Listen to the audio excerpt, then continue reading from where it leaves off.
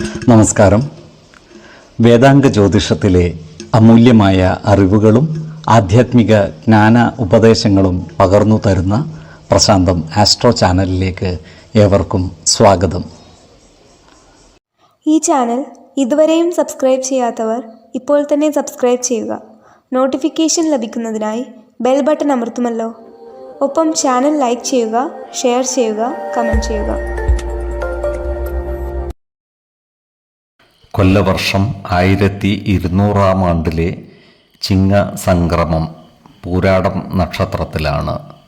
ചിങ്ങം 1-ാം തീയതിയിലെ ഗ്രഹനില അനുസരിച്ച് ഇടവം രാശിയിൽ സർവേശ്വരകാരകനായ വ്യാഴവും കുജനും ഗുളികനും, ചിങ്ങം രാശിയിൽ ആദിത്യനും ബുധനും ശുക്രനും, കന്നിയിൽ ശിഖിയും, ധനുരാശിയിൽ ചന്ദ്രനും, കുംഭത്തിൽ ശനിയും, മീനം രാശിയിൽ രാഹുവും സ്ഥിതി ചെയ്യുന്നു.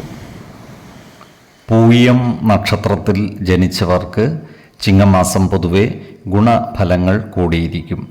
ഈ നക്ഷത്രക്കാർക്ക് കർമ്മ മേഖലയിൽ കാര്യങ്ങൾ അനുകൂലമായി വരുന്നതാണ്. ജോലിസ്ഥലത്ത് സഹപ്രവർത്തകരിൽ നിന്നും മേലുദ്യോഗസ്ഥരിൽ നിന്നും സഹായ സഹകരണങ്ങൾ ലഭിക്കുന്നതുമാണ്.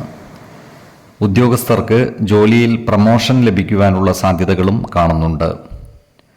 പുതിയ വ്യക്തികളുമായി ബന്ധം സ്ഥാപിക്കുവാൻ ഇവർക്ക് അവസരം ലഭിക്കുന്നതുമാണ്.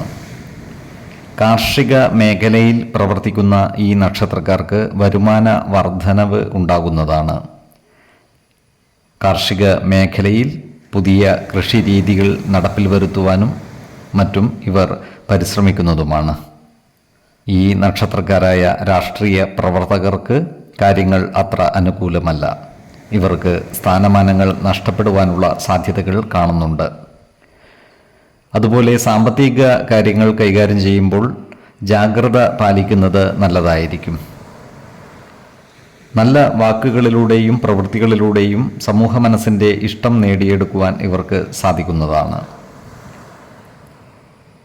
കിട്ടുവാൻ അർഹതയുള്ള കാര്യങ്ങൾ നേടിയെടുക്കുവാൻ ഇവർക്ക് സാധിക്കുന്നതുമാണ്.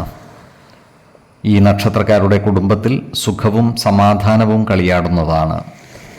എല്ലാവിധ സുഖ സൗകര്യങ്ങളും അനുഭവിക്കുവാനുള്ള യോഗവും ഇവർക്ക് കാണുന്നുണ്ട്. ഇവർ ആരോഗ്യകാര്യങ്ങളിൽ ഒരു ശ്രദ്ധ പുലർത്തുന്നത് ഗുണകരമായിരിക്കും. ആഹാര നിയന്ത്രണം ശീലിക്കുന്നതും യോഗ പോലുള്ള ലളിത വ്യായാമങ്ങൾ പരിശീലിക്കുന്നതും ഗുണകരമായിരിക്കും. ഏതു കാര്യം ചെയ്യുമ്പോഴും 2 വട്ടം ആലോചിച്ചു മുന്നോട്ട് നീങ്ങുവാൻ പ്രത്യേകം ശ്രദ്ധിക്കേണ്ടതുമാണ്. 2, 12, 25 തീയതികൾ അനുകൂലമാണ്.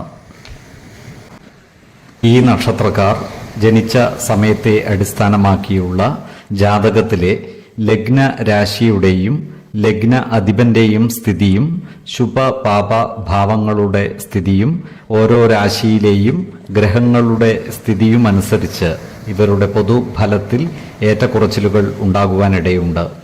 കുടുംബ ദേവതകളെയും ഇഷ്ട ദേവതകളെയും ഉപാസിക്കുന്നത് ഇവർക്ക് ആയുരാരോഗ്യ സൗഖ്യമേകും. ഇഷ്ടദേവതാ മന്ത്രം 108 തവണ ദിനംതോറും ലിഖിത ജപം ചെയ്തു വരുന്നത് ഇവർക്ക് സർവ ഐശ്വര്യങ്ങളുമേകും.